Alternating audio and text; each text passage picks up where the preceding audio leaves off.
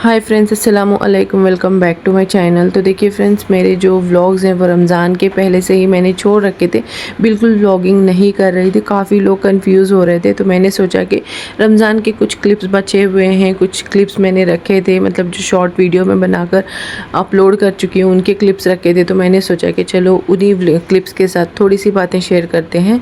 तो हमेशा की तरह मुझे पीछे से डीमोटिवेट करने वाले कुछ लोग थे, तो उनकी बातों को लेकर मैं हमेशा बैठती हूँ और हमेशा अपनी व्लॉगिंग को पीछे छोड़ देती हूँ।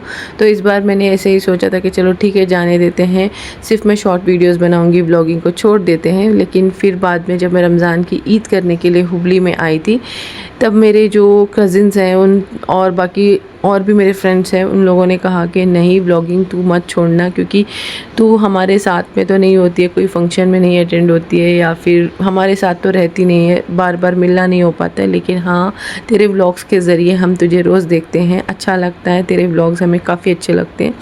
तो मैं फिर से अंदर से मोटिवेट हो गई। मुझे लगा कि चलो अब ठीक है, इतने दिन छोड़ दिया तो छोड़ दिया, लेकिन इस बार जब कंटिन्यू करेंगे तो इंशाल्लाह पूरा अच्छे से करेंगे। तो अब मैंने फिर से कंटिन्यू करना शुरू कर दिया है। लेकिन लोगों को लगेगा कि ये हमेशा इसका हमेशा का ही है, मतलब हर दिन हर बार यही बोलती है कि व्लॉग्स कंटिन्यू करेंगे, अच्छे से व्लॉगिंग करेंगे, फिर बीच में छोड़ देगी। लेकिन इस बार तो सोचा है कि किसी की बातों को दिल पे नहीं लगाते हैं। चलो ठीक है, जिसको जो सोचना है वो सोचे, जिसको जो करना है वो करे। अब अपना काम है, ये मेरा काम है, मैंने इसको ठान लिया है, तो मैं इस काम को कंटिन्यू करूँगी और अच्छे से करूँगी। तो बस मेरी रमज़ान की जो भी इफ्तारियाँ मैं तैयार कर रही थी, वो थोड़े बहुत क्लिप्स बना कर रखी थी। और रमज़ान में मैं काफ़ी ज़्यादा बिज़ी थी, मेरे कस्टमर्स के कपड़े भी मुझे स्टिच करने थे और इफ्तारियाँ भी तैयारी करनी थी, इबादतें भी होती है और रोज़े भी करने होते हैं।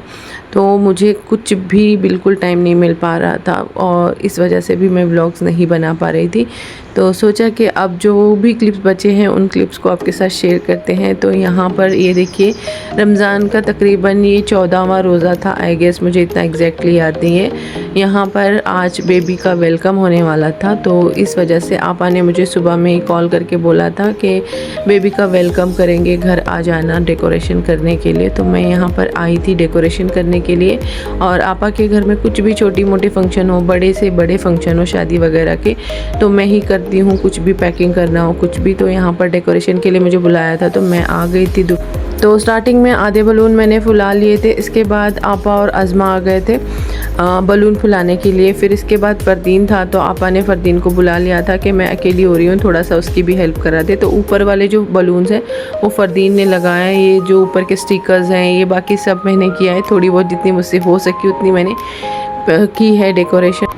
तो देखिए फ्रेंड्स, अब ये 26वें रोज़े के सुबह सुबह की क्लिप है। सुबह के तकरीबन बज रहे हैं 6:30 या 6 बज रहे हैं।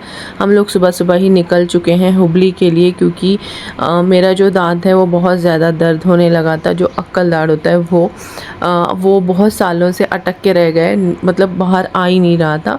तो कभी कभी बहुत ज़्यादा दुखता था, मतलब फिर वो दर्द कम हो जाता था। लेकिन इस बार ऐसा हुआ, मतलब 6 महीने में या फिर साल में कभी दर्द उठ जाता था उसका।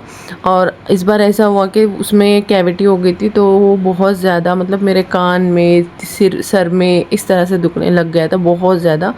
तो 4-5 दिन पहले भी दुख रहा था, तो हमने थोड़ा सा मेडिकल में बोल कर टैबलेट ली। फिर उसके बाद बहुत ज़्यादा दुखने लगा, तो डॉक्टर को भी दिखाया। तो वहाँ पर डॉक्टर ने मुझे सजेस्ट किया था कि उसके ऊपर जो स्किन है वो आया है, तो उस स्किन जो है ना खुला नहीं है, तो दांत बाहर नहीं आ रहा है, उसको स्किन को कट करना पड़ेगा। तो फिर मुझे वहाँ के डॉक्टर्स पे ज़्यादा ट्रस्ट नहीं है, क्योंकि बहुत केसेस सुनते रहते हैं ना, तो इस वजह से डर लगता है। लेकिन हाँ, जब अब बचपन से हम यहाँ पर रहे हैं हुबली में, और हुबली में काफ़ी डॉक्टर्स, मेरे ससुर जी को, मेरे अब्बा को, मेरे भाई को, सबको पता है, तो ऐसा लगता है कि हुबली में जाएंगे तो सेफ़ रहेगा। इस वजह से मैंने प्लान किया था कि हम जब हुबली में जाएंगे रमज़ान की ईद के लिए, तभी मैं, ये प्लान मेरा पहले ही बन चुका था। फिर मुझे अचानक से 25वें रोज़े को बहुत ज़्यादा दर्द उठा। जैसे मैंने सहरी करके सोए थे हम लोग 6 बजे, बहुत ज़्यादा तकलीफ़ होने लगी थी और बिल्कुल बर्दाश्त नहीं कर पा रही थी। तो फिर अचानक से मुझे रोज़ा भी तोड़ना पड़ा, क्योंकि टैबलेट लेनी थी, बिना टैबलेट के वो दर्द नहीं कम हो रहा था। तो फिर इस वजह से अज़मा के पापा ने कहा कि आज कैसे भी करके इस दर्द को बर्दाश्त कर लो, नेक्स्ट डे हम लोग निकल जाएंगे हुबली के लिए। तो 26वां रोज़ा है, आज हम लोग हुबली के लिए निकले हैं। यहाँ पर मेरे भाई ने अपॉइंटमेंट लेकर रखी थी, और जैसे कि आपको पता है हम लोग जब भी हुबली जाते हैं तो हम यहीं की मैगी खाते हैं, तो अब मैगी खाने के लिए हम लोग रुके हैं। और वैसे तो रोज़ा तीनों ही नहीं है, और अज़मा काफ़ी फ़ोर्स कर रही थी मुझे कि मुझे रोज़ा रखना है, लेकिन मेरी ऐसी कंडीशन थी कि मैं उस दर्द को बर्दाश्त ही नहीं कर पा रही थी। लेकिन मैंने फिर भी बोला था कि मैं उठकर बनाकर दे दूँगी, लेकिन अज़मा के पापा ने कहा था कि नहीं, अज़मा को रोज़ा मत रखने देना, क्योंकि सुबह सुबह ट्रैवलिंग होगी तो वोमिटिंग की अज़मा को प्रॉब्लम है, तो इस वजह से अज़मा भी रोज़ा नहीं थी। तो यहाँ पर हम तीनों ही आए हैं, अभी यहाँ से मैगी खाएंगे और फिर यहाँ से निकल जाएंगे वो घर के लिए। पहले तो मैं अपने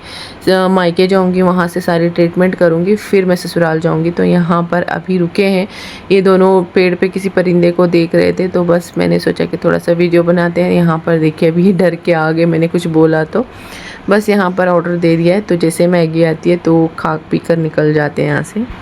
और ये जो मैगी है ना, ये काफ़ी सिंपल होती है, काफ़ी सिंपल वे में वो बनाते हैं और काफ़ी टेस्टी लगती है। मुझे पता नहीं क्यों ये मैगी अच्छी लगती है, तो यहीं से खाते हैं।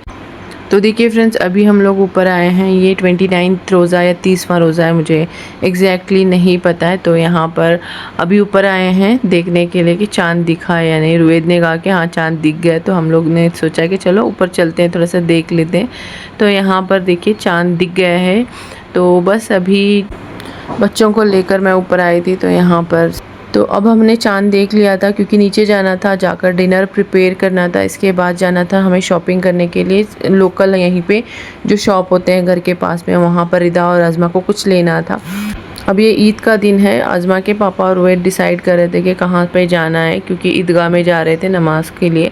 तो उनको थोड़ा सा सोचना पड़ रहा था, थोड़ा सा टाइम हो रहा था ज़्यादा, तो कहाँ पर जगह मिलेगी कहाँ पे नहीं मिलेगी वो सोच रहे थे। और घर पे लकड़ी ला कर रखे थे, ताकि जो हमारे पीछे का आंगन है घर के पीछे का, वहाँ पर हम लकड़ियाँ लगाकर कुकिंग करते हैं। हर साल का ये है हमारा, क्योंकि घर पे बहुत बड़ा जो पतीला है वो गैस के स्टोव पे नहीं आता है, इस वजह से हम हमेशा पीछे ही कुकिंग करते हैं। तो यहाँ पर भैया, रुवेद और अज़मा के पापा जा रहे हैं नमाज के।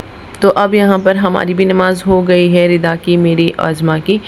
रिदा की अम्मी जो है नमाज़ पढ़ने के लिए अंदर गए थे रूम में। हमने सोचा कि चलो यहीं पे लिविंग एरिया में ही पढ़ लेते हैं, क्योंकि यहीं पे मैंने बिछाया हुआ था कालीन, तो मुझे लगा कि यहीं पे तीनों लोग आराम से पढ़ सकते हैं। तो यहाँ पर मेरे ससुर जी जो है हमें ईदी दे रहे थे। ये ईदी हमारे खुशी के लिए ऐसे ही दे रहे थे। वैसे तो उन्होंने हमें कपड़े लेने के अलग से पैसे दिए हुए थे, मतलब जो ईदी होती है वो पहले से ही दे दी थी। ये ईदी जो है वो अलग से फिर से देते हैं ईद के दिन, उनका ये सबको खुश करने का तरीका है, तो इसी तरह से वो देते हैं। बस यहाँ पर अभी कुकिंग चल रही है, रिदा वीडियो बना रही थी, तो उसके चाचा उसको थोड़ा सा ऐसे ही मस्ती कर रहे थे। मैं और अज़मा के पापा मिलकर कुकिंग कर रहे हैं, और सारी चीज़ें मैंने यहाँ पर पेपर बिछा कर रख ली है।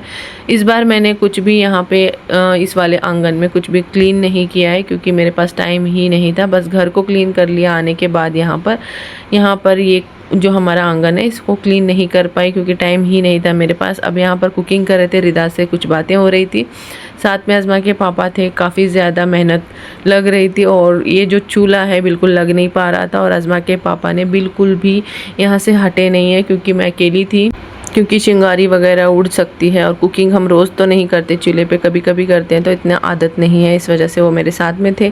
और रात जैसे हुई तो आपको तो पता है, जब भी हम मेरे ससुराल में आते हैं तो मेरे जो जेठ हैं भैया जो है हमें आइसक्रीम खाने के लिए ज़रूर लेकर आते हैं। तो जैसे रात हुई 12 के बाद, शायद हम लोग निकले 12 बजे के बाद, अब यहाँ पर आए हैं आइसक्रीम खाने के लिए। अब आइसक्रीम खाएंगे, थोड़ा सा लॉन्ग ड्राइव पे जाएंगे, फिर हम घर जाएंगे वापस। तो इसी तरह से हमारा होता है। ससुराल जब भी आते हैं भैया थोड़ा सा बाहर घूमने के लिए कहीं ना कहीं लेकर ज़रूर जाते हैं। तो अभी आइसक्रीम खाने के लिए आए हैं, तो चलिए आइसक्रीम को एंजॉय करते हैं, देखते हैं कहाँ पर हम जाते हैं।